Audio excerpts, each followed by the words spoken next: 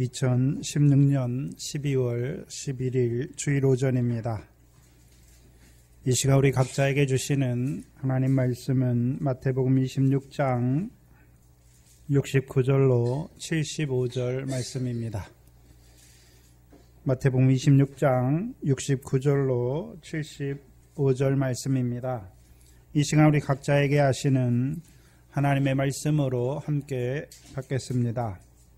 베드로가 바깥들에 앉았더니 한 비자가 나와 가로되 너도 갈릴리 사람 예수와 함께 있었도다 하거늘 베드로가 모든 사람 앞에서 부인하여 가로되 나는 내 말하는 것이 무엇인지 알지 못하겠노라 하며 앞문까지 나아가니 다른 비자가 저를 보고 거기 있는 사람들에게 말하되 이 사람은 나사렛 예수와 함께 있었도다 하며 베드로가 맹세하고 또 부인하여 가로되 내가 그 사람을 알지 못하노라 하더라.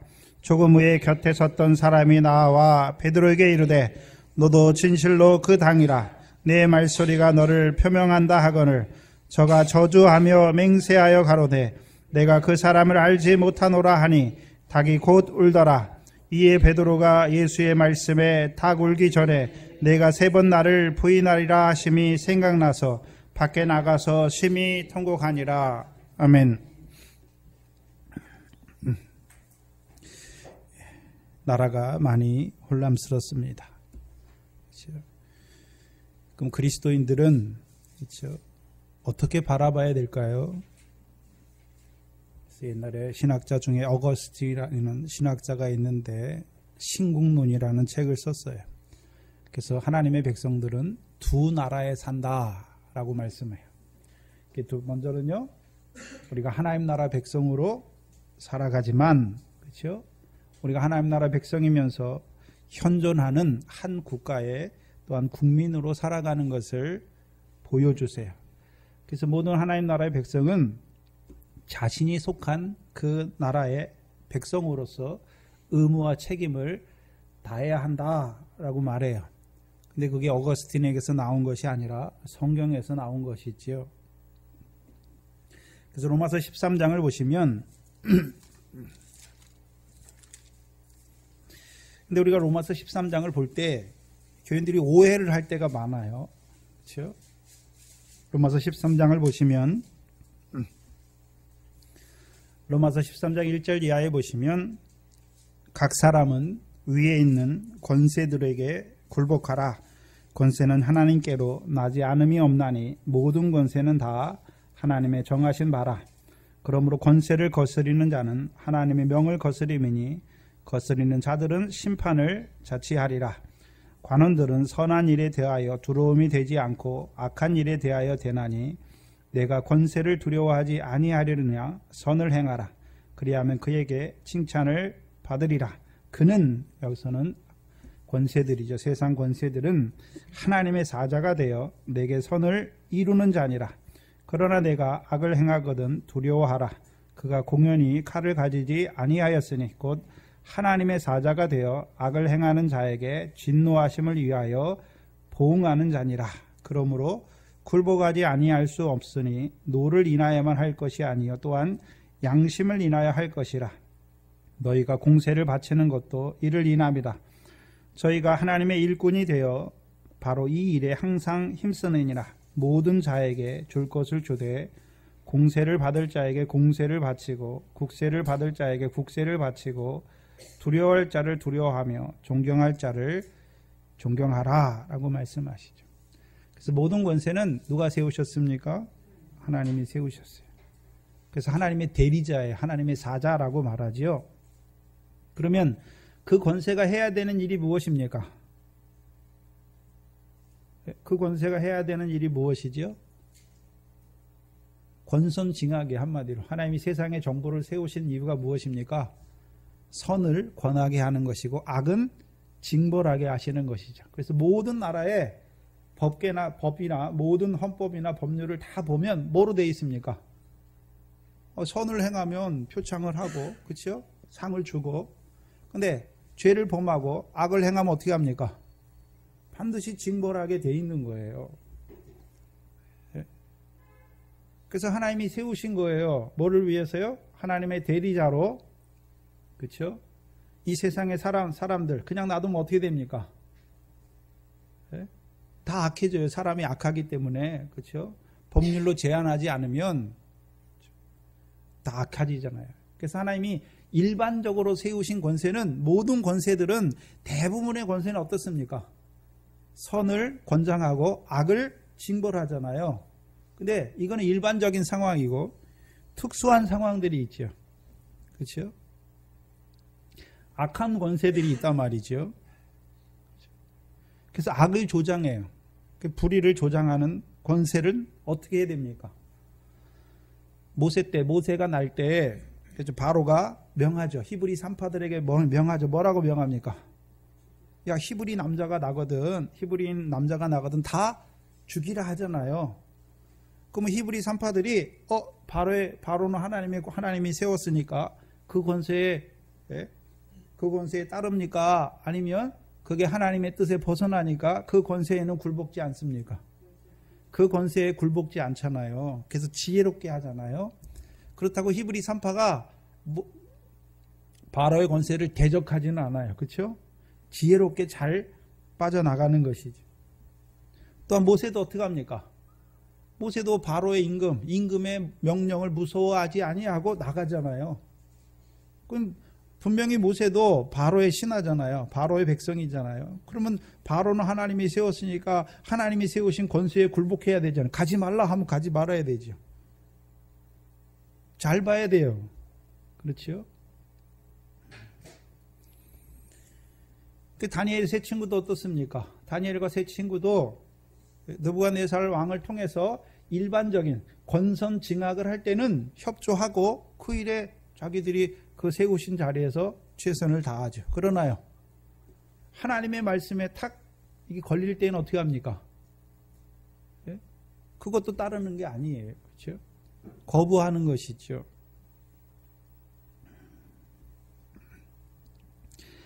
그래서 위에 있는 권세라고 다 굴복하고 이게 아니에요. 하나님의 말씀을 따라서 그게 악한 것이면, 그렇죠? 거부해야 되는 것이죠.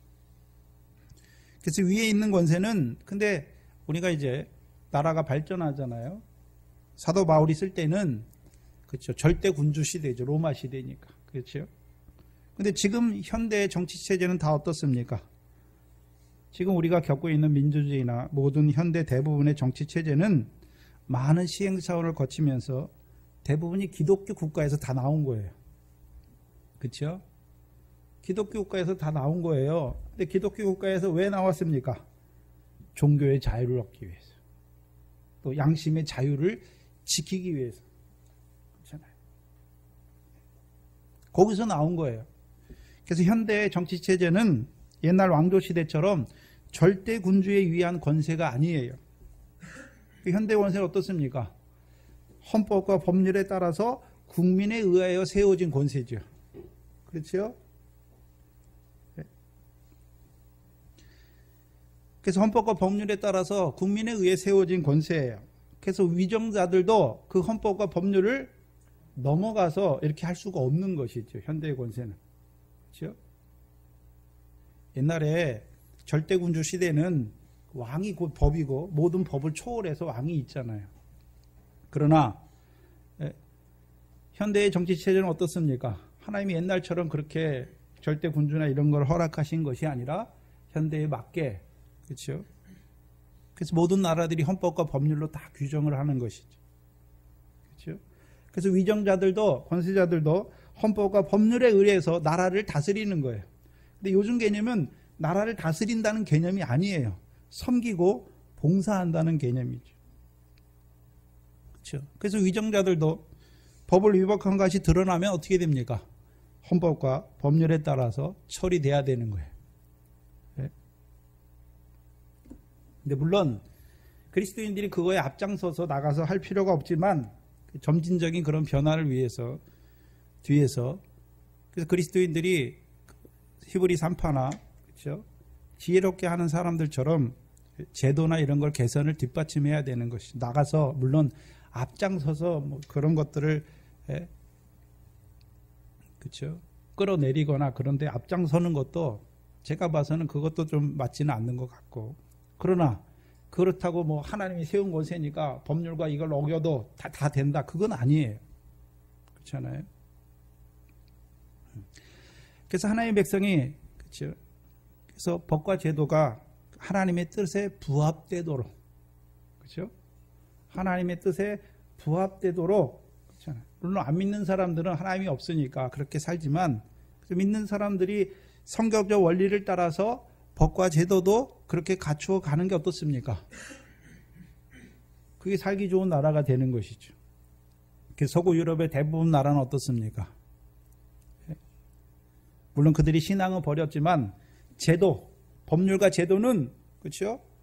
가난한 사람을 위해서, 그리고 많은 부자들 스스로 구제를 하게 하는 것이 아니라 법적으로 세금을 높여서, 그렇죠? 그것을 다 모든 국민에게 다 나눠갈, 골고루 갈 수 있도록 그런 제도를 만들어 놨어요. 물론 신앙은 버렸지만 그 법률과 제도는 잘 정비되어 있는 것이죠.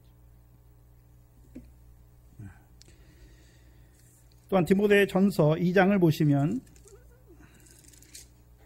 예수 믿는 사람들이 가장 착각하는 게 여기인데,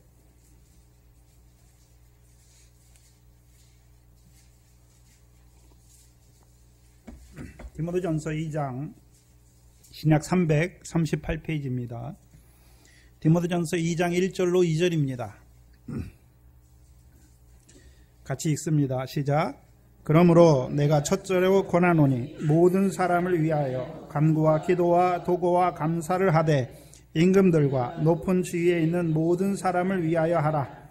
이는 우리가 모든 경건과 단정한 중에 고요하고 평안한 생활을 하려 함이니라. 그래서 우리가 위정자를 위해서, 권세자들, 높은 자들, 임금이나 높은 자들 위해서 기도해야 되는데, 뭐 때문에 기도해야 됩니까? 우리를 위해서 기도하는 거, 그 사람들을 위해서 먼저 기도하는 것도 되지만, 그 사람들이 나라를 잘 다스려야 우리가요, 평안한 중에 우리의 경건하고 단정한 생활을 할 수 있는 거예요. 그래서 지도자를 위해서 기도하라고 했다고 지도자를 위해서 기도하는 것이 아니라 그 사람들이 나라를 잘 다스려야 우리가 경건하고 단정한 중에 평안한 생활을 할 수 있기 때문에 하는 것이지, 목적이 위정자를 위해서 기도하는 게 아니란 말이죠. 그렇죠? 그래서 한국 교회가 오도하는 게 뭡니까? 자기들에게 맞는 대통령을 세우면 이 사람은 하나님이 권세에 세웠다 그러고, 자기들의 뜻에 안 맞으면요, 만약에 그렇게 말한다면 북한에 있는 김정은 정권도 누가 세웠습니까? 하나님이 허락하셨잖아요. 그럼 그 권세에도 우리가 순복해야 되나요? 굴복해야 되나요? 아니죠. 악한 권세란 말이죠. 그래서 분별할 줄 알아야 돼요. 그리고 옛날처럼 사도 바울 때 쓰는, 사도 바울이 로마 시대에 살았기 때문에, 로마는 절대 권력이에요. 그렇죠? 또 로마가 교회를 핍박하잖아요. 예수님을 죽였고 또 교회를 핍박하는데도 사도 바울은 뭐라고 말합니까? 순복해라 하고 말하는 거죠. 그 의무를 다하라 말하는 것이죠.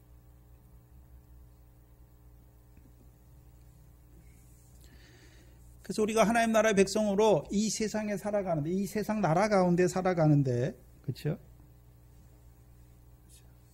그럼 우리가 이 세상에서 구해야 되는 것이, 이루어가야 되는 것이 무엇입니까?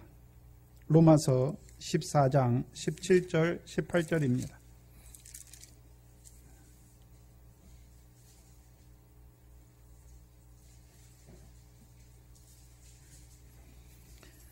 로마서 14장 17절과 18절입니다.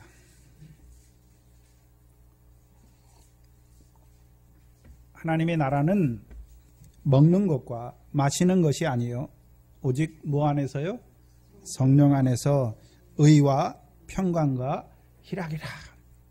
이로써 그리스도를 섬기는 자는 하나님께 기뻐하심을 받으며 사람에게도 칭찬을 받느니라. 그래서 우리가 성령 안에서 이루어가야 되는 것이 무엇입니까? 의와 평강과 희락이죠. 그럼 의와 평강과 희락을 이루어가는 삶은 누구를 기쁘시게 하는 것입니까?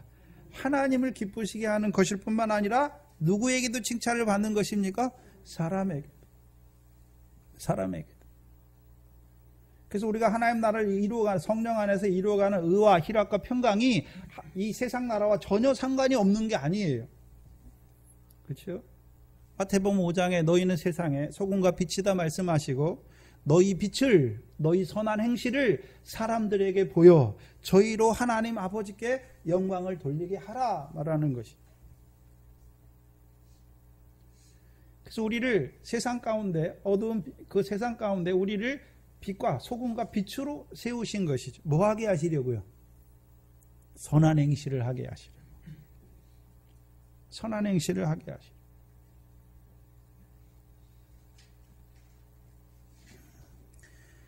그래서 저와 여러분이 이 땅에 살아가는데, 그렇죠?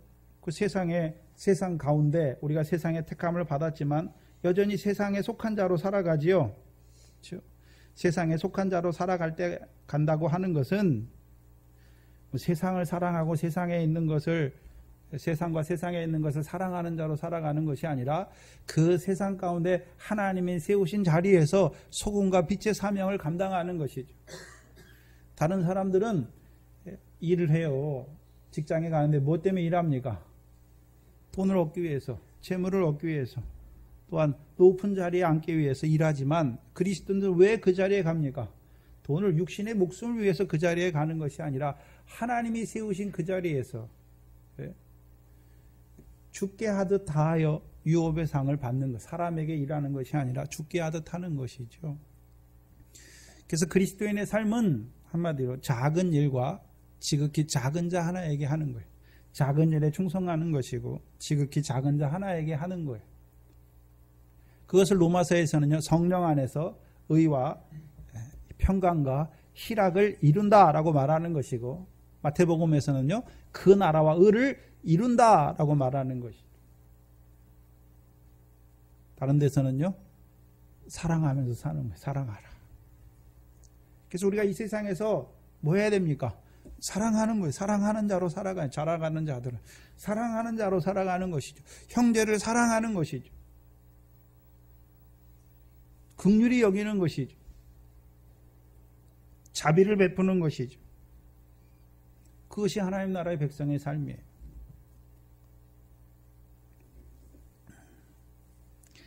그래서 우리 삶이 먼저는 그리스도 안에서 하나님을 기쁘시게 하는 삶을 살아야 되는 것이고, 그 삶을 살게 되면 자연히요 사람에게도 칭찬을 받는 사람이 돼요. 요셉이 애굽의 하인으로, 종으로 갔잖아요. 17세 소년으로. 애굽 말도 몰라요. 그렇죠?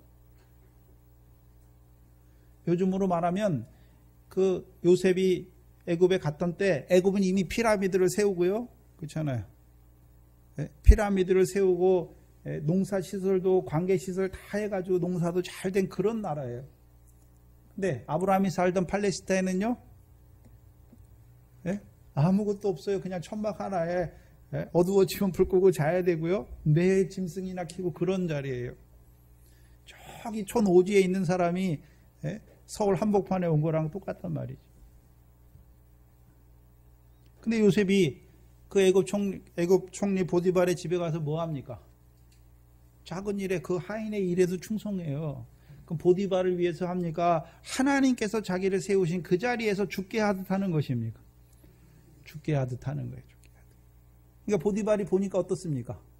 여호와가 함께 하는 사람이에요.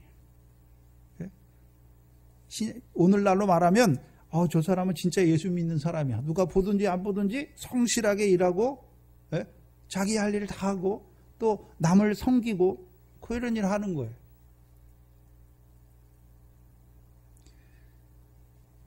요셉이 나는 예수 믿으니까 너희들 하는 거 안 해. 그런 게 아니에요. 누구보다도 더 열심히 지혜롭게 하는 것이죠. 그러니까 보디발에게 인정을 받잖아요. 보디발이 요셉이라는 사람을 인정하는 것이 아니라 여호와께서 저와 함께 하시는 것을 보는 거예요. 야곱도 하란에서의 삶이 어떻습니까? 푸드엘이 보니까 누가 야곱과 함께 합니까? 여호와께서 야곱과 함께 하는 것을 보는 거예요.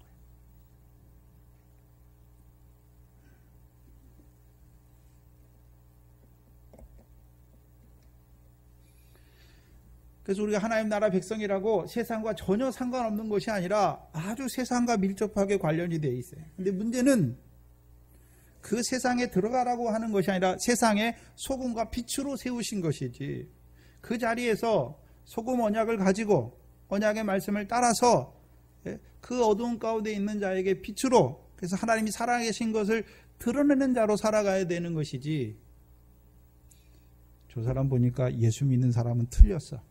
거짓말도 하고 남도 속이고 양심도 안 지키고, 그건 소금도 아니고요, 빛도 아니에요. 오히려요, 하나님의 이름에 욕을 돌리는 자예요. 가리우는 자예요. 우리가 세상에서 주의 택함을 받았지만 그렇다고 세상을 벗어나서 사는 게 아니에요.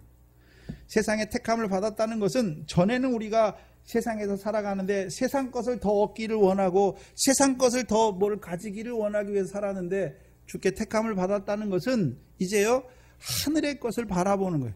이 세상 일을 통하여 하늘의 것을 쌓아가는 자로 살아가는 거예요.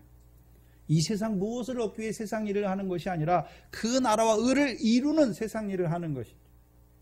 한마디로요, 하늘의 상을 얻는 그 일을 이 세상 가운데 하는 것이죠. 그게 하나님 나라와 하나님 나라의 백성으로서 이 세상 나라에 살아가는 우리의 삶의 자리죠. 근데 잘못 보면 지금 한국 교회들이 대부분이 독재 정권이나 이런 거에, 예전부터 그랬죠. 일제시대 때도요, 이 목사들이 다 변제를 했어요. 신사참배는 우상이 아니다. 그렇죠? 또한 독재 정권에서도 목사들이 다 변제를 했어요. 그렇죠? 보지 못하니까.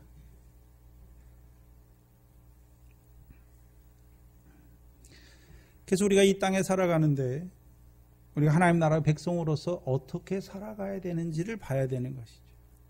근데 저희는 대한민국 사람이고 또 중국의 이 말씀으로 믿는 사람들 어떻습니까? 중국이라는 나라에 속해 있어서 그 나라에서 살아가는 거예요. 그 나라와 우리나라는 법률과 제도가 다르겠죠. 그렇죠? 그래서 그 법률 안에서, 세상 권세가 세운 법률 안에서 살아가는 거예요. 그러나 우리가 세상에 속한 자가 아니라 세상에서 주의 택함을 받은 자로 살아간다는 사실은 늘 기억해야 되는 것이죠. 그래서 우리가 잘 분별해야 돼요. 분별하지 못하면 엉뚱한 일을 하게 돼요. 예수님도 하나님의 것은 하나님에게, 가이사의 것은 가이사에게 말하죠. 그럼 예수님이 그럼 하나님과 가이사가 따로 나눠져 있다라고 말하는 게 아니에요. 가이사를 누가 세웠느냐? 하나님이 세웠다는 것을 보여주시는 것이죠. 그런데 문제는 그 가이사나 대제사장들의 그 세상 권세가 예수님을 해하려고 할 때도 있단 말이죠. 네? 좋을 때도 있지만, 일반적으로 권선징악을 이루어가는 부분도 있지만, 그렇죠?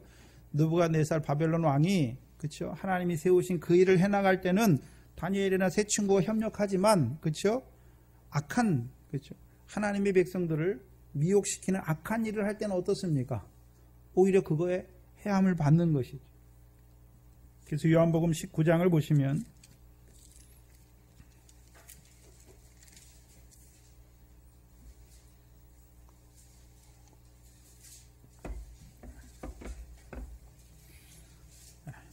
요한복음 18장입니다. 죄송합니다. 18장 19장이네. 19장 빌라도의 대화를 보시면 10절 11절 보시면, 자, 예수님이 이제 대제사장들이 예수님을 빌라도에게 내어주지요. 빌라도가 가로되 내게 말하지 아니하느냐? 내가 너를 놓을 권세도 있고 십자가에 못 박을 권세도 있는 줄 알지 못하느냐? 예수께서 대답하시되 위에서 주지 아니하셨다면 나를 해할 권세가 없으리니 그러므로 나를 내게 넘겨준 자의 죄는 더 크니라. 그래서 보고 있잖아요. 그렇죠? 하나님의 것은 하나님에게, 가이사의 것은 가이사에게 바치라 했지만 그 가이사의 정권이 그 권세가 예수님을 해하려고 할 때 어떻습니까? 그 권세에 뭐 끌려가서 예수님이 그냥 힘이 없어서 예수님이 권세가 없어서 당하시는 것이 아니라 하나님이 허락하시 해할 권세도 주신 것을 보고 있는 것이.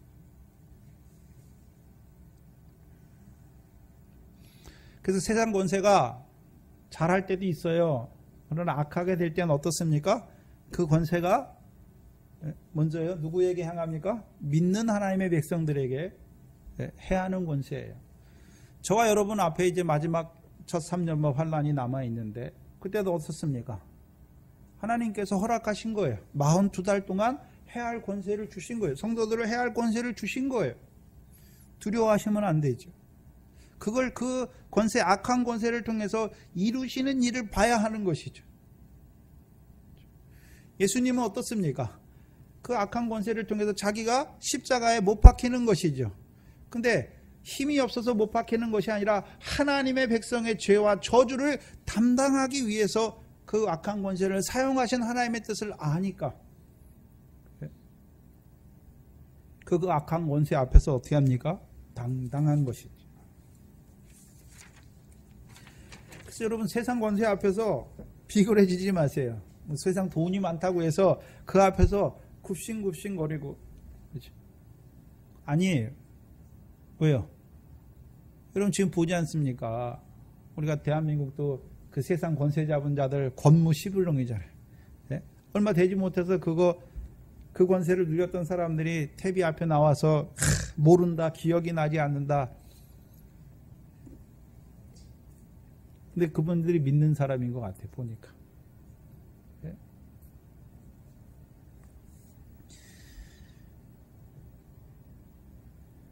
모 당의 대표가 집사예요, 집사. 그런데 뭘 하는 것을 가로누다가 예수님을 파는 거라고 그거를 거기다 갖다 붙이니 그게 무슨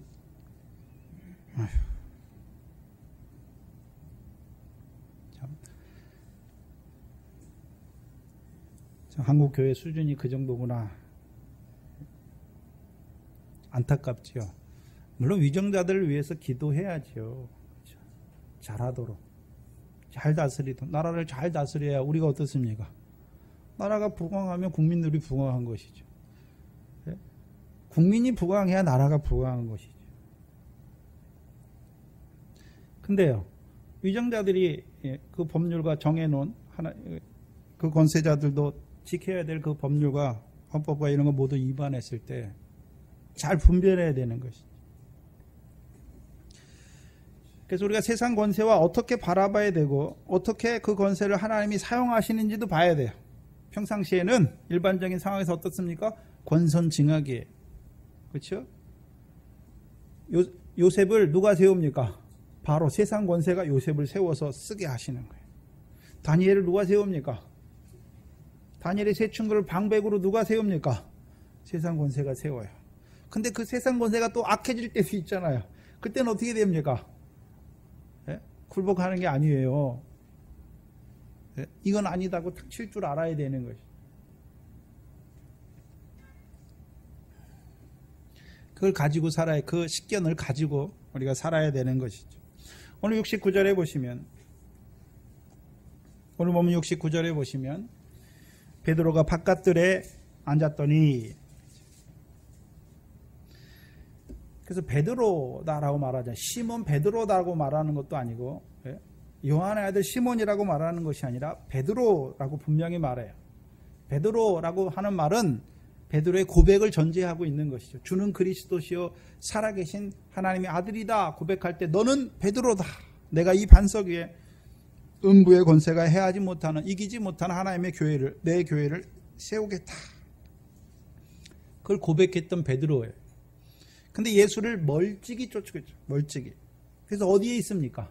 바깥들에 있어요. 바깥들에. 그렇죠? 그래서 요한복음 18장에 보면 지난 시간에 우리가 봤죠. 바깥들에서 그때가 추운 거로 종과 하석들이 숯불을 피우고 서서 쬐니 베드로도 함께 그 바깥에서 서서 그 숯불을 쬐고 있죠. 그 숯불은 무슨 숯불이었습니까? 이사야처럼 단에서 핀 화저에 핀 그 숯불로 이사의 입을 찢어주셔서 그 죄와 악을 사해 주시고 그를 하나님이 보내시는 일에 보내시는 그 일을 위한 숯불이 아니라요 멸망을 이루는 숯불인 것을 보여주셨죠. 그렇다면 생각해야 되는데 베드로는 바깥에 있고 예수님은 어디에 있습니까? 대제사장의 관정에 있죠. 그래서 그 대제사장의 관정에서 거짓 증인을 많이 데려오죠. 근데 아무 대답도 안 하세요. 근데 마지막 대제사장의 질문이 있잖아요. 내가 너로 하나님께 맹세하게 하노니 네가 하나님의 아들 그리스도냐? 말하라 할 때 네가 말하였다. 그래서 하나님의 아들 그리스도로 재판받고 조롱과 멸시를 받고 계세요. 그렇다면 우리가 봐야 되는데 요한은 어디에 있습니까? 요한은 어디에 있습니까? 요한도 분명히 요한복음에 보면 베드로와 함께 그 관정에 들어갔어요. 대제사장에 들어갔잖아요. 그렇다면 요한은 어디 있습니까? 관정에 있죠. 누구와 함께 있습니까? 육적인 대제사장의 권세가 무서워서 바깥에 있는, 그렇죠? 베드로와는 다르게요. 육적 대제사장과 육적 대제사장이 아니라 멜기세덱의 반차를 쫓아오신 대제사장이신 하나님의 아들 그리스도와 함께 하는 거예요. 그러면 멜기세덱의 반차를 쫓아오신 대제사장인 그리스도, 하나님의 아들이신 그리스도와 함께한 요한은 그 대제사장의 관정에서 무엇을 보고 듣습니까? 예수님이 관정에서 무슨 말을 하셨습니까? 지난 시간에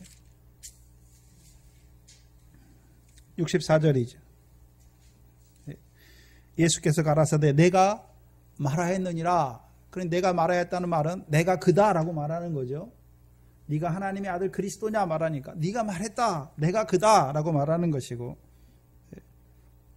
이후에 인자가 권능의 우편에 앉는 것과 하늘 구름을 타고 오는 것을 너희가 보리라. 그렇다면 이 사도 요한이 보는 것은 무엇입니까? 주께서 마태복음 16장 21절에 마태복음 16장 21절 뭐라고 되어 있습니까? 예수께서 자기가 예루살렘에 올라가 대제사장들과 서기관들에게 고난을 받고, 그렇죠? 뭘 보고 있습니까? 주께서 말씀하신 대로 대제사장과 서기관과 장로들에게 뭘 받고 계십니까? 고난을 받고 있는 것을 보고 있죠. 또한 그 자리에서 이제 하나님의 아들 그리스도께서 하시는 말씀을 들어요. 무슨 말씀입니까? 이후에 인자가 권능의 우편에 앉고 하늘 구름을 타고 오는 거에 대해서 주께서 말씀하시죠. 그 자리에서. 물론 예수님을 대적하는 대제사장, 서기관, 장로들은 예수님께서 그 말을 했다고 그것을 인해서 오히려 어떻게 합니까?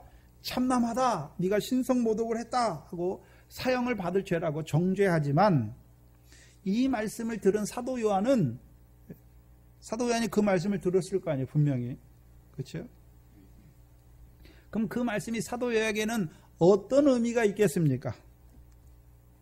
먼저는 하나님의 아들 그리스도께서 고난을 받으시는데 누구를 위해 고난을 받은 것으로 보겠습니까? 자기를 위해서. 우리를 위해서. 오늘 우리가 그리스도께서 하나님의 아들 그리스도로 대제사장들에게 고난을 받고 죽임을 당하는데 누구를 위해서 고난받고 죽임 당하는 것입니까? 나를 위해서요. 나를 위해서. 그 죄 없으신 그분이 나를 위해서 나의 죄와 나의 저주, 내가 받을 죄와 내가 받을 그 저주를 지고 가시는 거죠. 그걸 보는 것이고, 이제 그걸 보는 자에게 하나님의 아들 그리스도께서 나를 위하여 고난 받으시는 것을 보는 자들에게 이제 무슨 말씀을 주시는 것입니까? 후에 고난 받을 뿐만 아니라 후에 권능의 우편에 앉겠다는 그 말씀을 깨닫는 것이죠.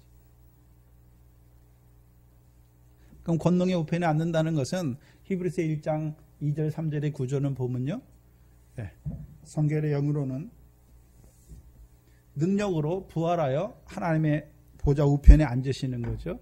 하나님의 아들로 앉으시는 것을 보여주시죠. 그래서 히브리서 8장 2절에는요, 지금 주께서 어디 계십니까?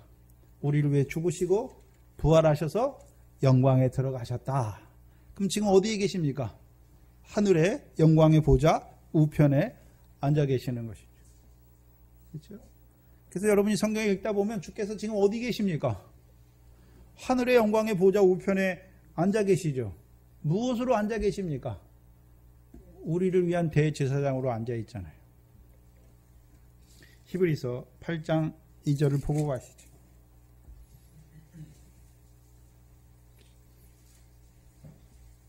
히브리서 8장 1절 2절입니다.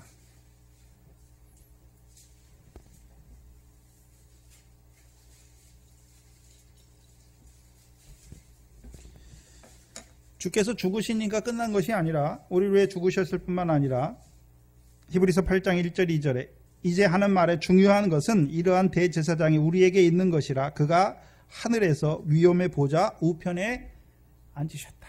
그럼 우리를 위해서 하나님 보좌 우편에 앉으셨죠. 그리고 2절에 성소와 참 장막에서 여기 우리 말로는 부리는 자라라고 말하는데 섬기는 자, 제사장으로, 대제사장으로. 그럼 우리의 참 장막은 어디에 있습니까? 하늘에 있잖아요. 그래서 하늘에서 지금 뭐 하고 계십니까? 대제사장으로 우리를 위해서 섬기고 있는 것이죠. 예.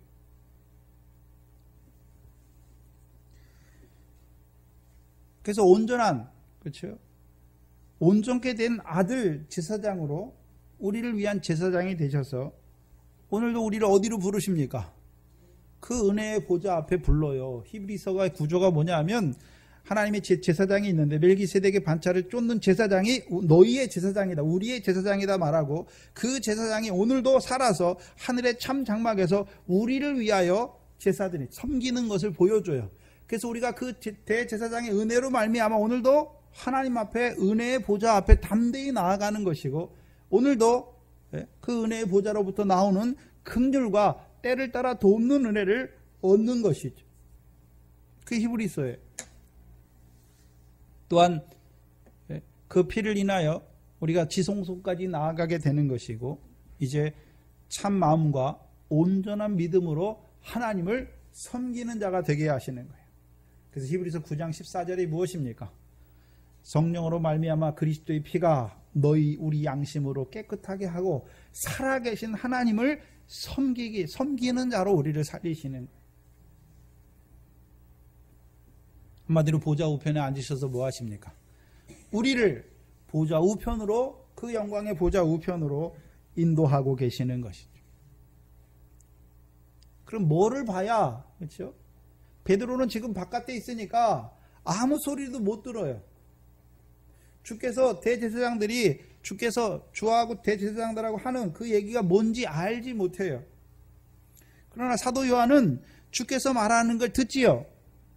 많은 사람들은 그 예수님이 말하는 그것 때문에 예수님을 참남하다, 신성모독했다, 죽이라 하고 정죄하지만 사도 요한은 어떻게 듣겠습니까? 아, 주께서 하나님의 아들로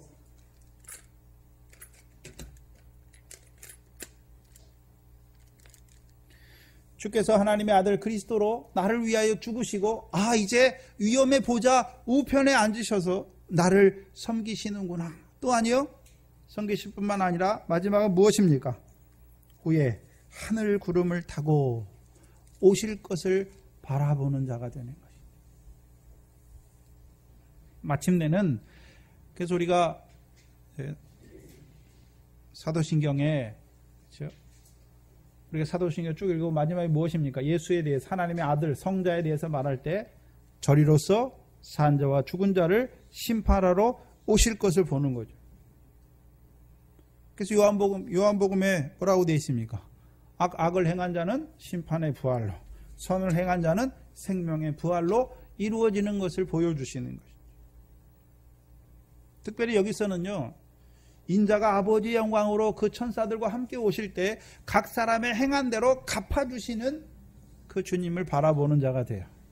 마태복음 16장 27절이죠. 나를 위해서 목숨을 잃는 자는, 그렇죠? 인자가 아버지의 영광으로 오실 때 각 사람의 행한 대로 갚아주시는 것을 보여주시는 거예요. 주께서 자기가 고난받는 그 자리에서 뭘 말합니까? 후에 받을 영광과 또 다시 오실 인자에 대해서, 인자가 다시 오시는 것에 대해서 말씀하는 것이죠. 그렇죠? 주님은 뭘 알고 있습니까? 내가 지금 고난받지만 그 고난을 통해서 죽겠지만 그 죽음을 통해서 하나님의 백성과 저주를 담당할 뿐만 아니라 이제 부활하셔서 하나님 보좌 우편에 앉을 것이고 다음에는요 마침내 인자가 장차 아버지의 영광으로 이 세상에 임하셔서 하나님의 백성들을 심판하실 것을 알고 있는 것이죠. 그러니까 주께서 고난받으면서도 뭘 보고 있습니까? 고난 후에 있을 하나님 보좌 우편에 앉는 것과 그것으로 말미암아 인자가 다시 오시는 것이 이루어지는 것을 보여주시는 것이죠. 그럼 그것을 본 사도 요한이죠. 그럼 그걸 본다는 의미가 무엇입니까? 저와 여러분에게 그리스도의 고난을 보고 그 고난의 자리에서 주께서 위엄의 보좌에 앉으시고 또 하늘 구름을 타고 오신다는 것을 저와 여러분이 본다는 의미가 무엇입니까? 저와 여러분에게는 로마서 8장 17절이에요. 우리가 하나님의 후사지요? 그리스도와 함께한 후사예요. 그러면 그와 함께 영광을 받기 위하여 뭐도 받아야 됩니까? 고난이. 그럼 우리가 고난이 먼저 있습니까? 영광을 보여주시고 그 영광을 이루시기 위한 고난입니까? 그게 이 땅에서 매며 하늘에서 매이는 거예요. 그런데 미리 완료니까 이 땅에서 먼저 매는 것이 아니라 하늘에서 매일 걸 보면서 이 땅에서 매는 거예요. 저와 여러분이 하나님이 우리를 위해서 상과 영광을 예비해 놨는데, 그렇죠? 우리가 이 땅에서 상 받을 일을 하니까 상을 하나 만들고 합니까? 이미 예비해 놓고 보여주셔서 그 상과 영광에 합당한 일을 하게 하시는 것입니까? 보여주시는 거예요. 예수님께서 보여주시는 거예요. 근데 누구에게 보여주십니까? 그리스도의 고난을 보는 자에게, 그리스도의 고난의 의미를 깨닫는 자에게 이제 뭘 보여주십니까? 그 고난을 통해서 이루시는 영광을 보여주시는 거예요. 그렇다면 지금 사도 요한이 지금 고난받는 자리가 아니에요. 예수님이 고난받으시는 거죠. 그럼 예수님의 고난을 통해서 예수님의 말씀을 듣는 자들은 이제 앞으로도 자기 앞에 고난이 올 때, 그렇죠? 고난을 먼저 봅니까? 고난을 통해서 이루시는 영광을 먼저 보니까 그 고난을 견딜 힘이 생기는 것입니까?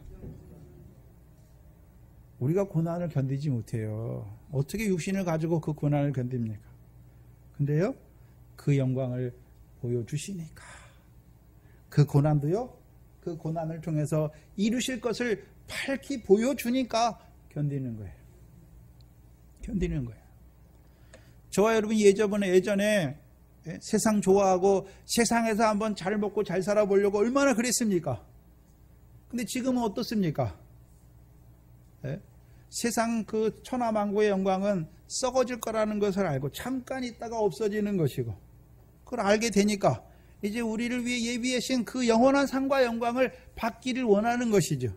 그럼 저와 여러분이 세상 영광을 버리니까 하나님이 보여주시는 것입니까? 하나님께서 하늘의 상과 영원한 이 세상 것과는 비교할 수 없는 하늘의 영원한 상과 영광을 보여주어서 이 세상 잠깐 있다가 없어지는 썩어지는 그 세상 영광을 버리게 하시는 것입니다. 우리가 버리니까 보여주는 게 아니에요. 보여주셔서 버리게 하시는 거예요.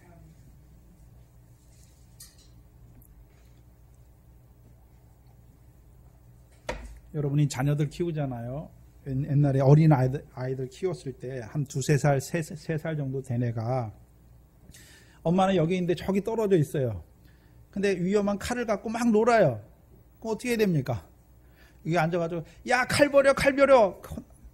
몰라요. 어떻게 해야 됩니까? 그거보다 좋은 거, 새로 나온 걔가 좋아하는 최신식 장난감을 탁 갖다 놓으면 어떻게 할까요? 버리지 말라고 해도 탁 버리고 자기가 와서 탁 그걸 붙잡는 것이. 오늘 우리에게 보여주시는 것이, 말씀을 통해서 보여주시는 것이 무엇입니까? 우리를 위해 예비된 상과 영광을 보여주시는 거예요. 말씀을 통해서. 보여주셔서 이제 이 세상이 어떤 거라, 이 세상의 실체가 무엇인지를 우리에게 다 까발려 주시는 거예요. 아, 이 세상 것은 썩어지는 것이구나. 육신대로 살면 육체와 함께 썩어지는구나. 이 천하만국의 영광은 마귀가 주는 것이구나. 알게 하시는 거예요. 하나님 아버지께서는 하늘의 상과 영광을 우리에게 주시는 것이구나. 알게 하셔서 그 세상 것을 하나하나 버리게 하시는 거예요. 우리가 죄를 버리니까 거룩해지고 의로워지는 게 아니에요. 먼저는 우리가 어떠한 잘하는 걸 알게 하세요. 누구를 통해서요? 예수 그리스도를 통해서 우리를 의롭게 하시고 거룩해 하시는 것을 보여주었어요. 이제 그 사랑에서 잘하게 하셔서 하나하나 죄를 끊게 하시는 거예요. 그게 우리의 싸움이에요.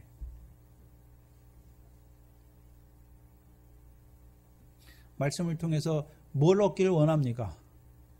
뭘 보시기를 원합니까? 하늘의 거를 보는 거예요. 하나님께서 우리에게 예비하신 그 상과 영광을 보여주시는 거예요.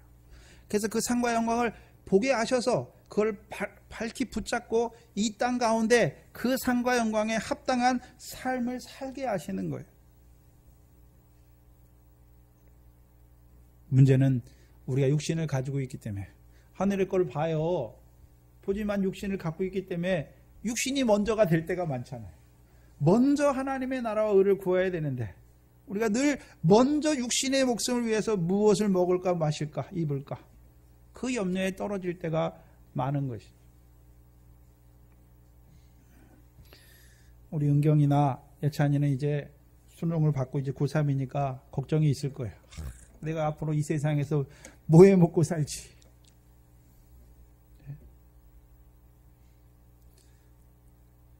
근데 그 걱정보다는 내가 먼저 하나님 나라의 백성으로 하나님께서 나를 이 세상 가운데 보내셔서 이 말씀을 통해서 나를 하나님 나라 백성으로 불러주셨는데 나를 통해서 이루어가고자 하는 것이 무엇인가. 먼저 그 나라 의를 구하면 하나님께서 육신에 필요한 것도 다 주세요. 다 주세요.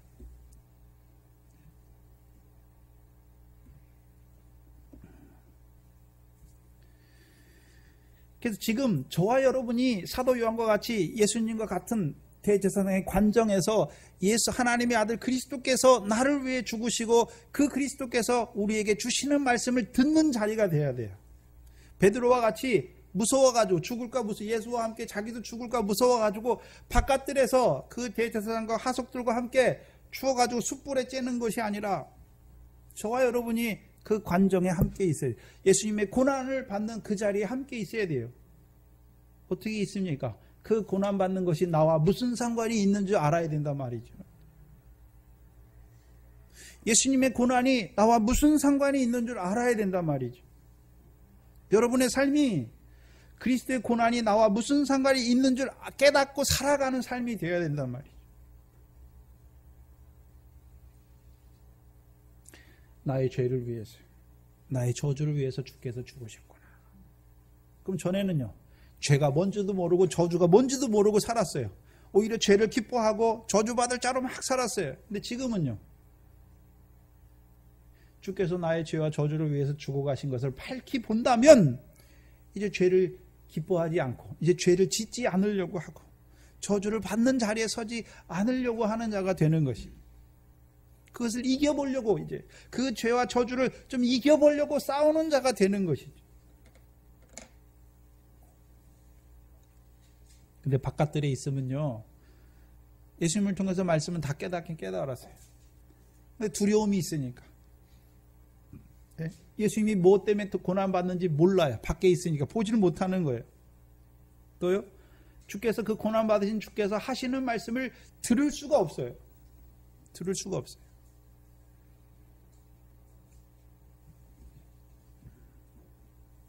이거 밖에 있으면 뭘 받습니까? 오히려 시험을 받아요. 시험을 받아요. 누가복음 22장을 보시면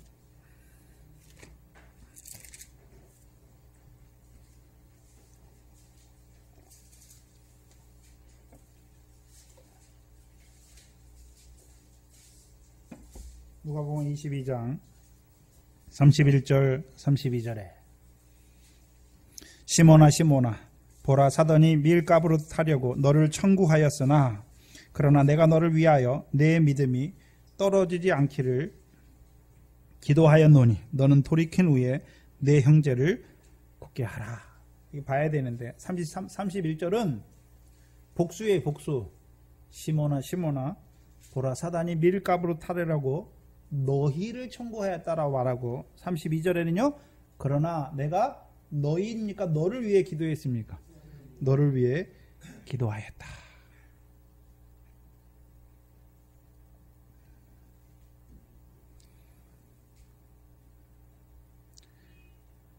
그러면 이 요한의 원래 이름이 뭡니까?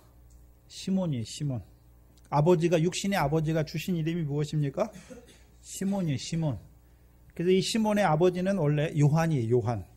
사도 요한처럼 우리나라도 이름이 똑같은 이름이 많잖아요. 그렇죠? 육적 이스라엘도 똑같은 이름이 굉장히 많아요. 그 요한의 이름의 뜻이 뭡니까? 여호와의 사랑하시는 자예요. 그렇죠? 그러면 요한이 자기 아들을 이름을 줬잖아요. 시몬이라는 이름을 줬는데, 그렇죠? 베드로라는 이름은 누가 줬습니까? 주께서 줬어요. 요한복음 1장에 베드로의 형제, 시몬의 형제 안드레가 예수님을 만났죠. 원래 세례 요한의 제자였는데 예수님 만났어요. 그리고 자기 형제에 찾아가서 시몬에게 찾아가서 뭐라 합니까? 내가 그리스도, 메시아, 곧 그리스도를 만났다. 가자. 예수님이 자기에게 나오는 그 안드레의 형제 시몬을 보고 장차 게바가 되게 하리라. 장차 게바가 되게 하는 것이죠. 그러면 시몬의 아들을, 요한의 아들 시몬을 부르신 이유가 무엇입니까? 제자로. 게바, 베드로가 되게 하기 위해서. 그럼 베드로로 세우시는 이유가 무엇입니까? 이 반석 위에 주는 그리스도시요 살아계신 하나님을 고백하는 자로 세워서 그 반석 위에 음부의 권세가 이기지 못하는 주님의 교회를 세우시기 위해서.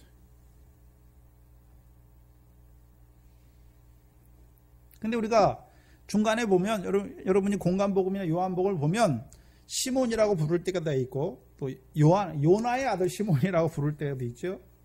그렇죠? 요나의 아들이라는 말은 그러면 그 시몬 베드로의 아버지의 이름이 두 개가 아니라 그렇죠? 요나의 표적이 임할 수밖에 없는 아들로 살았던 거지. 근데 우리가 공간복음을 보면 시몬이나 베드로 이렇게 따로 부르는 것이 아니라 시몬 베드로다 이렇게 불러요. 시몬 베드로. 그렇죠? 아버지가 육신의 아버지가 주신 이름, 예수님이 주신 이름을 같이 부르잖아요. 그럼 베드로에게 뭐가 같이 있습니까? 뭐가 같이 있습니까? 섞여 있는 거잖아요. 아버지를 주신 육신의 목숨의 삶과 베드로 예수님께서 주신 그럼 베드로의 생명은 뭐가 생명입니까? 음부의 권세가 해하지 못하는 교회를 세우는 것이 베드로의 일이에요. 그게 베드로의 생명이고 시몬이라고 말할 때는요. 아버지를 통해 주신 육신의 목숨을 위해 살아가는 자가 시몬이 되는 거예요. 근데 그 두 개가 섞여 있어요. 그렇죠? 저와 여러분이 그렇단 말이에요. 저와 여러분이 하나님의 아들이잖아요, 이제. 그렇죠? 하나님의 아들이면서도 육신의 아들로 살아갈 때가 많단 말이죠. 그게 시몬 베드로의 자리예요.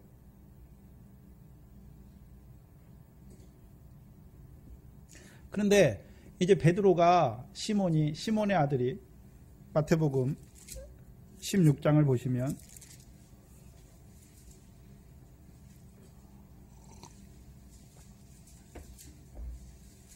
16장 15절 이하에 보시면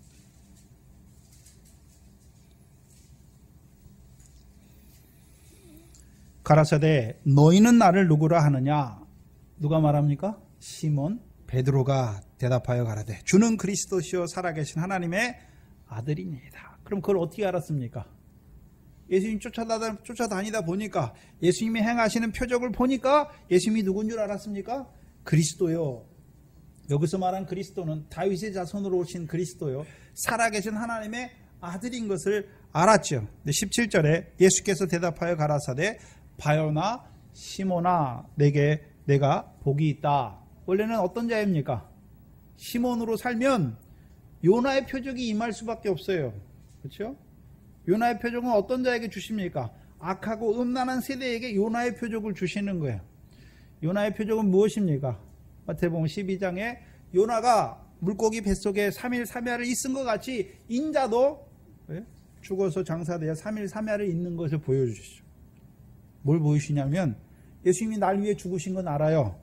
근데요 3일 3야만 있었습니까? 부활하셨습니까? 부활하신 걸 못 보는 거예요. 그러니까 어떻게 삽니까? 육체를 따라 살아요. 예수 믿어요. 예수 믿긴 믿는데 광야 모든 육체는 풀이요 그 모든 영광은 풀의 꽃과 같은 금송아지, 세상의 영광을 바라보고 산단 말이죠. 그 요나의 표적이 임하는 거예요. 예수 믿는데 부활의 생명으로 살지 못해요. 썩어질 것을 위해 산단 말이죠. 그 요나의 표적이 임할 수밖에 없는 그 시몬을 복이 있게 하셨잖아요. 그럼 주께서 시몬에게 이루시는 복이 뭡니까? 복이에요, 복. 그 요나의 표적이 임할 수밖에 없는 시몬의 아들로, 육신의 아들로 살아갈 수밖에 없는, 육체를 위하여 육체를 따라 살아갈 수밖에 없는 그를 부르셔서 이제 주는 그리스도시요 살아계신 하나님의 아들을 고백하는 자로 세우신 것이죠.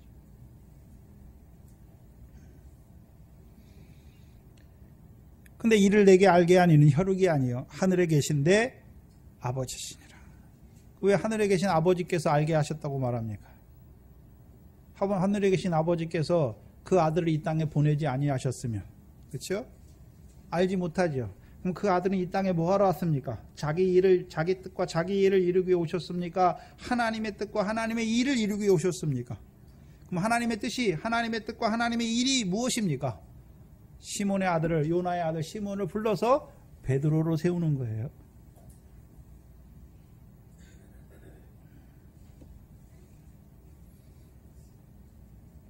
반석이죠, 반석. 그래서 마태복음 16장에 이 고백 후에 너는 베드로다, 내가 이 반석 위에 음부의 권세가 이기지 못하는 내 교회를 세우겠다 하신 후에는, 이제 16장 이후에는 시몬 베드로라는 말이 안 나와요. 시몬아 시몬 이렇게 부르지도 않아요. 다 베드로라고 말해요. 베드로. 그 16장 22절 보시면 베드로가 예수를 붙들고 가나여 가로되, 그렇죠? 16장 23절에 베드로가 예수를 붙들고, 시몬 베드로가 아니잖아요. 베드로가 예수를 붙들고 오잖아요. 근데 베드로가 지금 하는 일은 무엇입니까? 하나님의 일을 생각하지 않냐고 사람의 일을 생각하는 사단의 자리에 섰는데도 시몬아 이렇게 말하지 않고 베드로가 말하죠. 베드로. 17장 1절도 보시면 예수께서 엿새 후에 누구를 데리고요? 베드로. 시몬 베드로가 아니에요. 베드로를 데리고, 4절에도요 베드로가 예수께 여짜오되, 마태복음 18장 24절을 보시면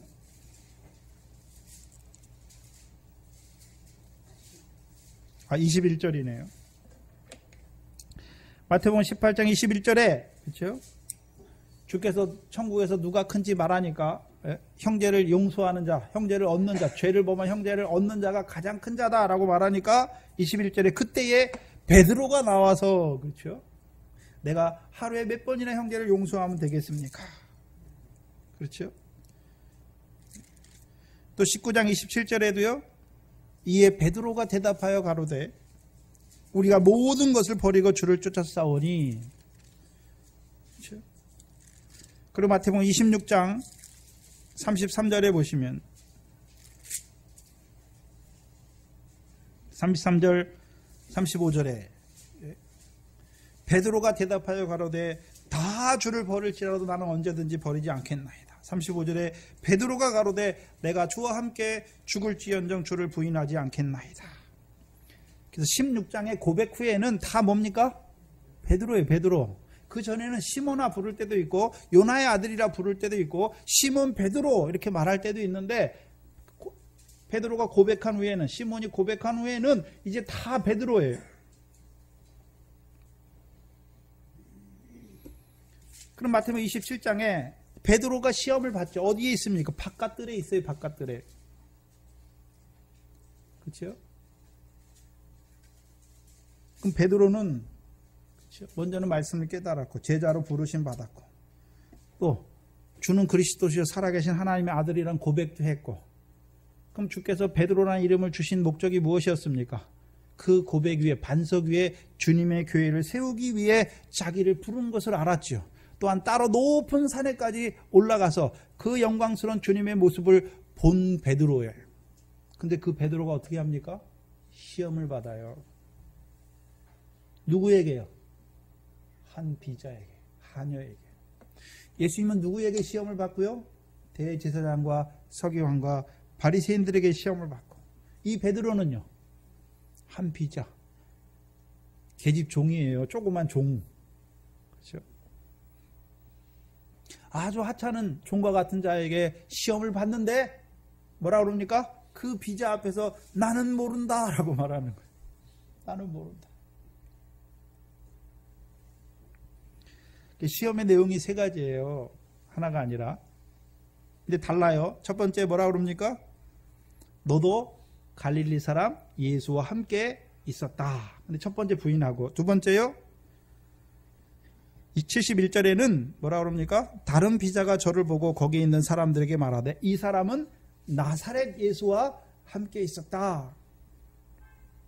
73절에는요, 조금 후에 곁에 섰던 사람이 나와 베드로에게 이르되 너도 진실로 그 땅이라. 세 번 다 부인하죠.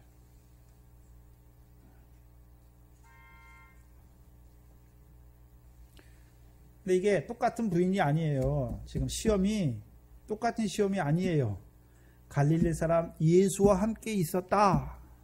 그럼 베드로가 원래 누구와 함께 있었습니까? 갈릴리 사람 예수와 함께 하던 자잖아요. 그럼 베드로가 갈릴리 사람 예수와 함께 하면 어떤 자로 살았습니까? 그걸 봐야 되는 거예요. 마태복음 4장이죠.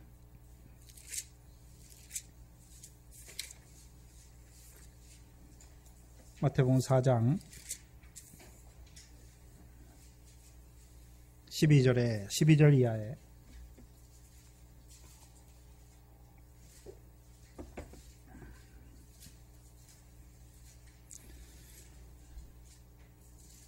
지금 이 비자를 통해서 베드로가 어떠한 자였는지를 보여주는 거예요. 베드로가 과거에 어떤 일을 했었는지를 보여주는 거예요. 12절에 예수께서 요한의 잡힘을 들으시고 갈릴리로 물러가셨다가, 그럼 요한이 잡혔으니까 이제 요한을 통해서 이루시는 역사는 끝난 걸 보여주는 거예요. 그렇죠? 요한의 역사가 뭡니까? 물세례, 광야에서 외치는 자의 소리, 성령 세례 주시는 분을 증거했잖아요. 이제 그게 끝났어요. 헤롯이 잡으니까 끝난 것이 아니라 이제 그 백성 중에 다시 요한을 통해서 이루신 역사가 끝난 거예요. 하나님 모세를 120살까지만 살게 하잖아요. 근데 120세 돼서도 모세가 뭐 기운이 허약해가지고 죽은 게 아니에요. 그렇죠? 건강해요. 눈도 다 보고. 그런데 모세는 거기까지예요. 그렇죠? 그 다음은 누굴 통해서 합니까? 여호수아를 통해서 하시잖아요. 그럼 요한도요. 세례 요한도 거기까지예요. 그리고 요한이 잡으시는 거예요. 요한을 헤롯을 통해서 잡는 것이죠. 잡으면 어떻게 됩니까? 세례 요한의 역사는 끝나요. 그럼 헤롯의 교훈은 무엇입니까? 우리가 성경에 헤롯의 교훈이 나오잖아요. 헤롯의 교훈이 무엇입니까? 세례 요한의 역사를 하지 못하게 하는 거예요. 오늘도 물세례 줘야 되고, 광야에 나온 자들에게 사람은 떡으로만 사는 것이 아니라 여호와 입에서 나오는 말씀으로 살아야 된다고 외치는 자의 역사, 또 성령 세례 주신 그리스도를 너희가 만나야 된다라고 해야 되는데 그 역사를 못하게 회방하는 거예요. 뭐 가지고요? 이적과 이적을 통해서, 이적과 병 고침과 기적을 통해서. 그래서 헤롯이 예수님을 보고자 하잖아요. 왜요? 권능이 있는 줄 알고. 그 권능을 통해서 뭘 이루는지는 알지 못해요. 그 권능만 보는 거예요. 오늘도 예수 믿는데 병난다, 이적, 기적만 보는 거예요. 그걸 통해서 예수께서 뭘 이루었는지를 모르는 거예요. 예수님이 병을 고치고 왜 행했습니까? 표적이잖아요. 표적이에요. 자기가 하나님의 아들 그리스도임을 믿게 하시려고 하신 것이지 육신의 병 낫기 위해서 하신 게 아니란 말이죠.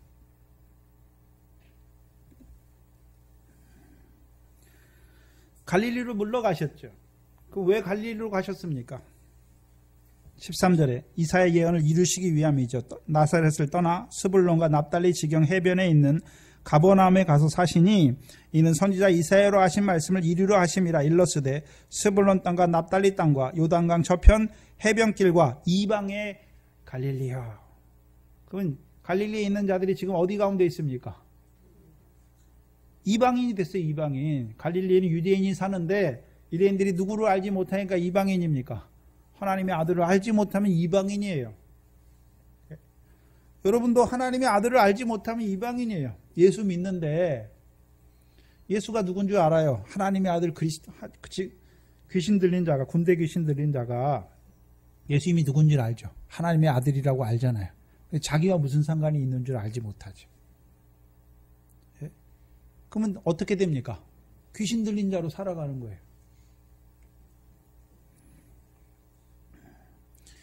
흑암에 앉은 백성이 큰 빛을 보았고, 그러면 예수님께서 갈릴리로, 이방의 갈릴리로 가시기 전에는 이방의 갈릴리로 무엇으로 가셨습니까? 큰 빛으로 가셨어요. 왜요? 흑암에 앉은 자들에게 큰 빛을 비춰주어서 이제는요, 흑암의 그늘에서 나오게 하시려고.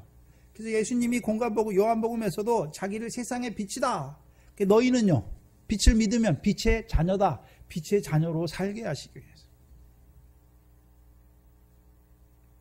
그리고 17절에 이때로부터 예수께서 비로소 전파하여 가라사대 회개하라 천국이 가까워있느니라 하시고, 18절 이하에 갈릴리 해변에 다니시면서 제자를 부르시죠. 그럼 제자들도 원래 어디 있었습니까? 갈릴리에 있었잖아요. 그렇죠? 제자를 왜 부르셨습니까? 갈릴리에 있는 제자들을 왜 불렀습니까? 사람 낳는 어부. 너는 나를 따르라. 내가 사람 낳는 어부가 되게 하리라. 하니까 이 제자들이 왜 따랐습니까? 사람 낳는 어부의 일을 하기 위해서 따르는 것이죠.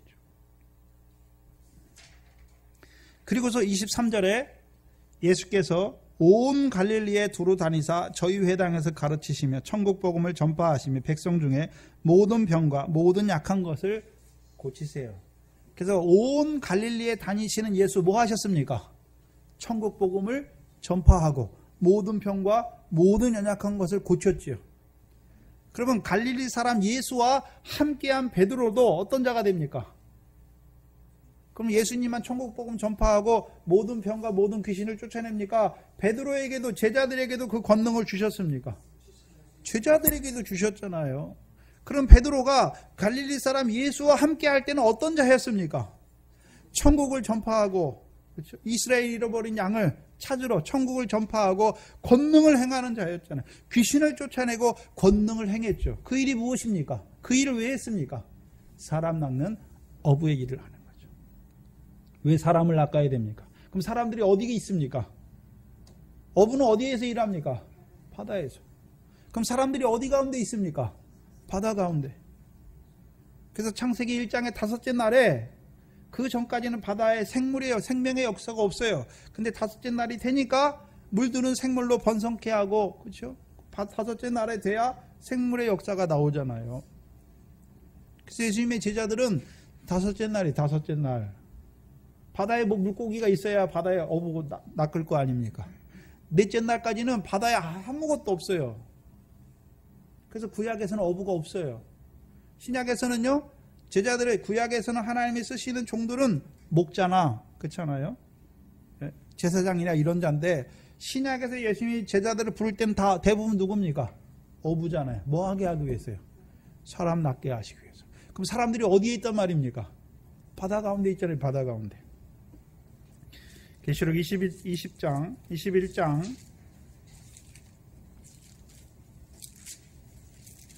계시록 20장 11절로 13절입니다.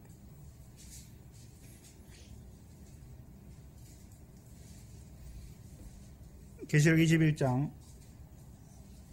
11절 이하에, 또 내가 크고 흰 보좌와 그 위에 앉으신 자를 보니 땅과 하늘이 그 앞에서 피하여 간데 없더라. 그렇죠? 그럼 이 보이는 이 세상의 땅과 바다는 다 어떻게 됐습니까? 하늘과 땅은 간데 없잖아요. 그러면 이 보좌가 무슨 보좌입니까? 흰 보좌, 심판 보좌, 마지막 백보좌 심판 보좌예요. 또 내가 보니 죽은 자들이 물론 대소하고 그 보좌 앞에 섰는데, 죽은 자들이 어디 섰습니까? 보좌 앞에 섰어요. 흰 보좌 앞에 딱 섰어요. 뭐 하기 위해서 섰습니까? 심판받기 위해 섰어요. 근데 그 앞에 책들이 펴있고 또 다른 책이 펴졌으니 곧 생명책이라. 죽은 자들이 자기 행위를 따라 책들에 기록된 대로 심판을 받더라. 그럼 책들에 뭐가 기록되어 있습니까? 행위가 기록되어 있어요. 그런데 13절에 바다가 그 가운데서 죽은 자를 내어주고. 그러면 어디 가운데 죽은 자가 있습니까? 바다 가운데 죽은 자가 있잖아요. 그렇죠? 바다 가운데 죽은 자가 있단 말이죠. 그럼 예수님이 제자들을 사람 남는 어부로 세우신 목적이 무엇입니까? 오늘도 하나님의 백성이면서 바다 가운데 죽은 자로 살아가는 그들을 살리시기 위해서. 죽은 자라고 할 때는 누가복음 6장 90절이 6장입니까? 9장입니까? 봐야겠다.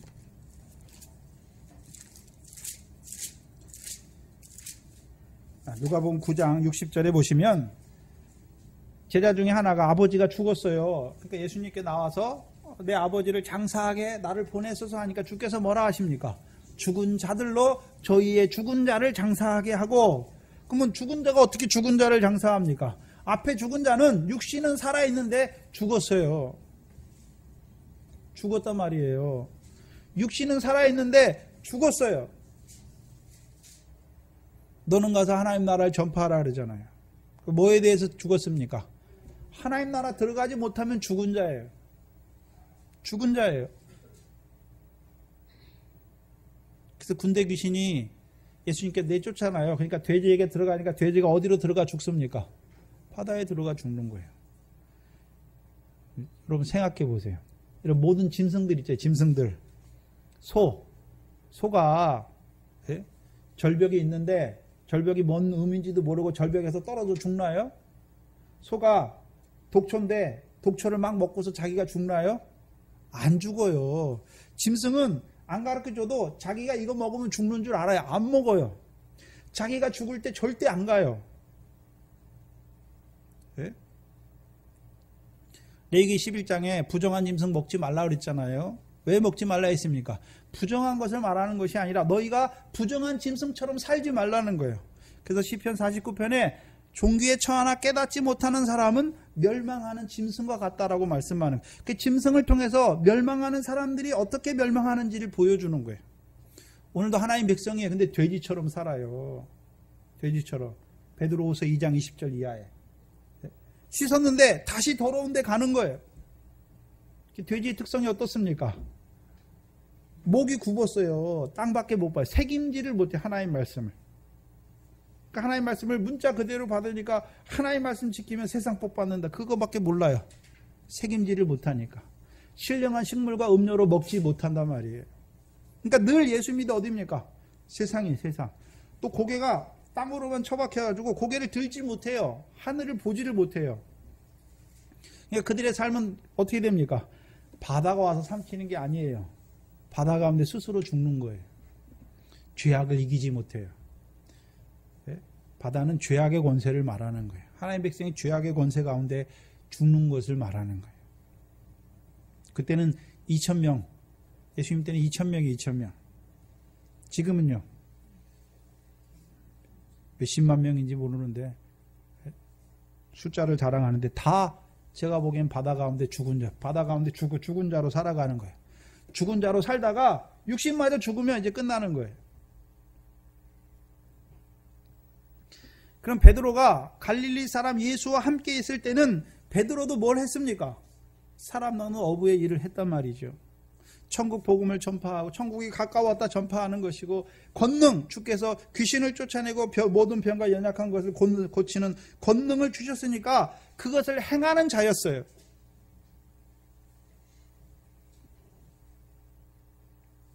근데 비자 앞에서 뭐라 그럽니까? 내가 네가 하는 말이 뭔지 알지 못하겠다. 네가 하는 말이 무슨 말인지 알지 못하겠다. 분명히 베드로는 갈릴리 사람 예수와 함께 사람 남는 그 어부의 일을 해서 바다의 권세가 해하지 못하는 하나님의 교회로 세우는 그 일을 이루어갔던 베드로인데 그걸 부인하는 거예요. 그냥 예수를 부인하는 게 아니에요. 자기가 갈릴리 사람 예수와 함께 행했던 그 모든 일을 부인하는 자란 말이에요. 우리가 오늘 목도 시간에 읽었죠. 마태복음 10장이죠. 교동문 시간에 읽었는데 마태복음 10장.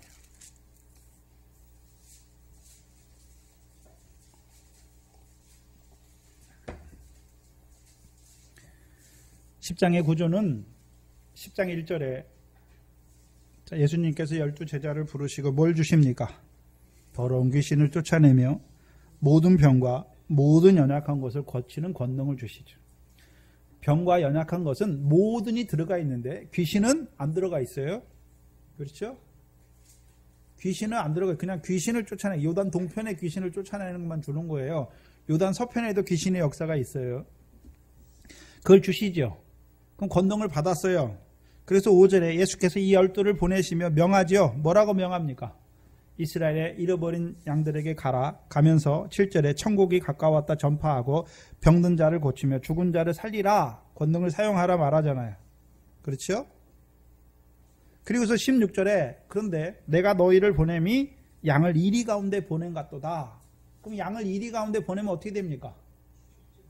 이리가 양을 해치지 당연한 거죠.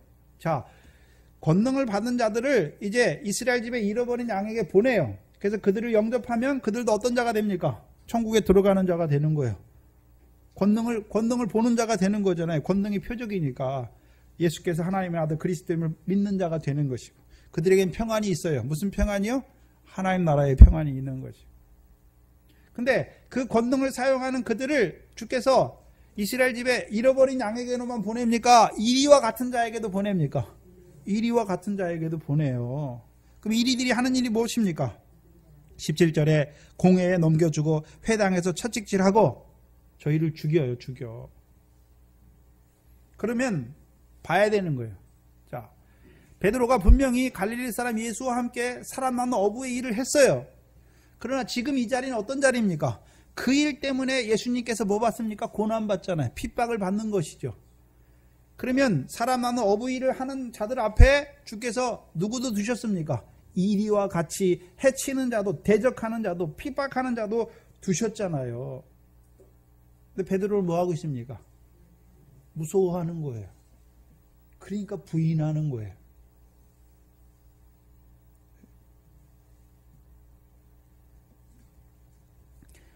베드로의 시험이 세 가지예요. 한 가지가 아니라 세 번 부인하는데 뭘 부인하는지. 첫 번째는요. 사람 나는 어부의 일을 부인해요.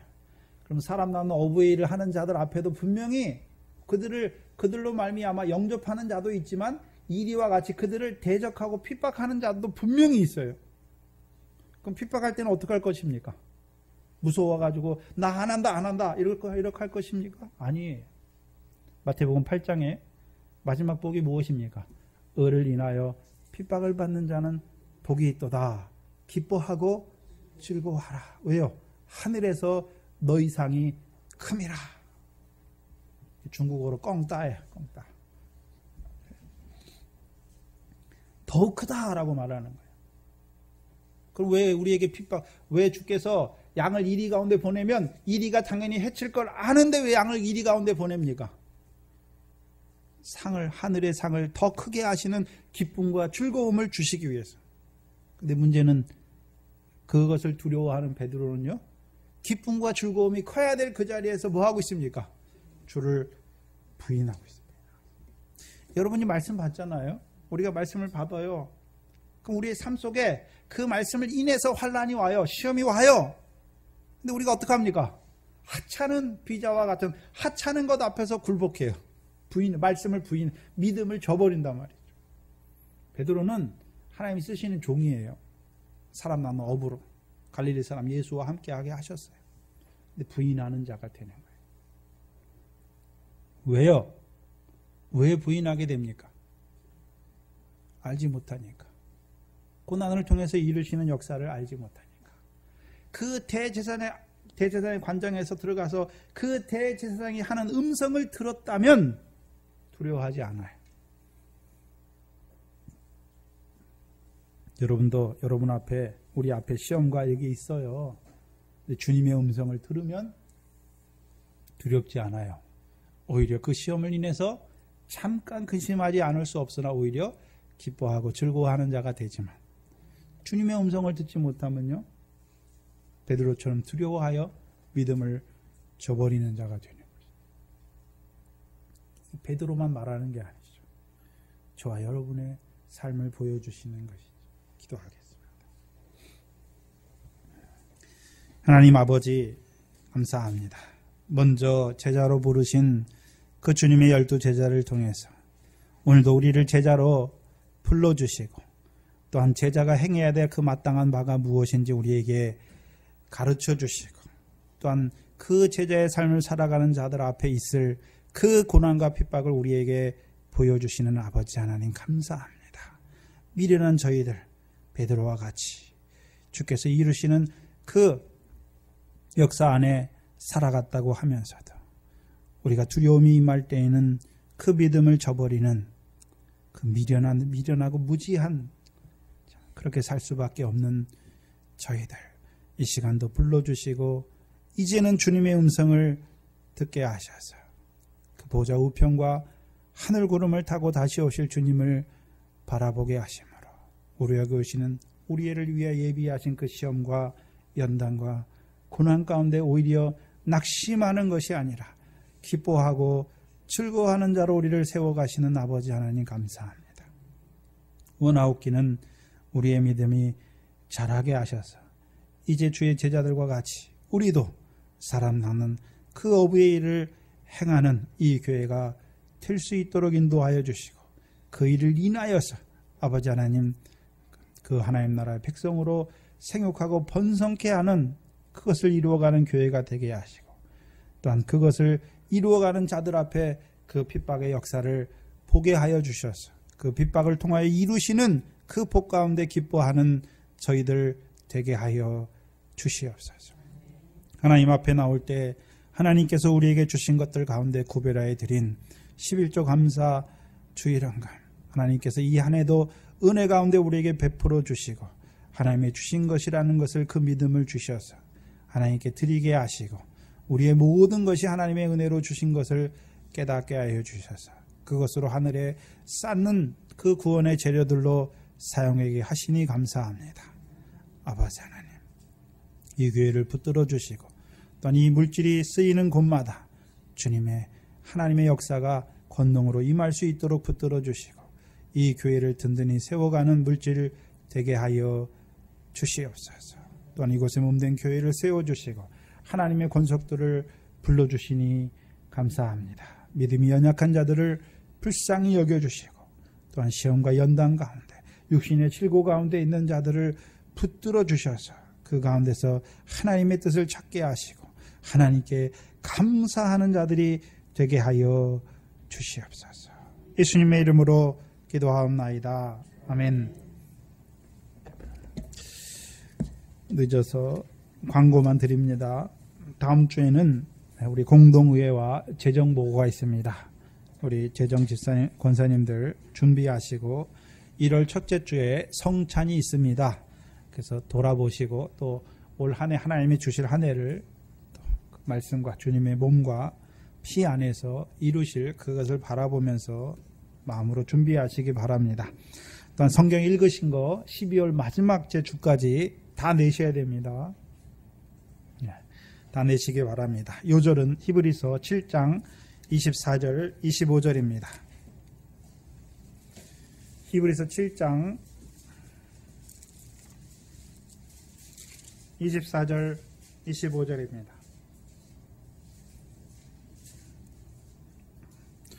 함께 읽겠습니다.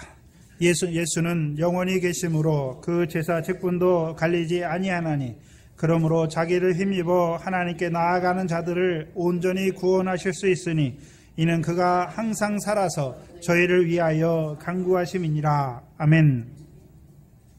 하나님의 복을 받겠습니다. 지금은 우리 주 예수 그리스도의 무한한 은혜와 아버지 하나님의 크신 사랑과 성령 하나님의 감화 감동하심이 오늘도 대제사장이신 그리스도께서 하시는 말씀을 듣기를 원하는 자들의 머리 위에 이제로부터 영원토록 함께 있을지어다. 아멘.